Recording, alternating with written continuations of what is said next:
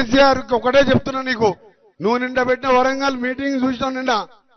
ఈడ మీ అందరం కూర్చున్నాం, నేను ఉత్తమ్ కుమార్ రెడ్డి గారు, రాజగోపాల్ రెడ్డి గారు, రఘువీరం, మీ అందరం అనుకుంటే ఇలా సగం దీంతో డబల్ మీటింగ్ పెడతాడు. మా దగ్గర పల్లీలు అమ్ముకోవడానికి, ఐస్ క్రీమ్లు అమ్ముకోవడానికి వచ్చిన వాళ్ళ మంది అంత తోని సభ పెట్టినా చాలు, గంత మందితో పెట్టినా చాలు. అలా సభల మొక్కలకి ఎవరు చూసి వస్తారట, ఎవరు పేరు పెడతారట, ఎవరు చూసి వస్తారట, ఎవరు ముఖ్య అతిథి దానికి.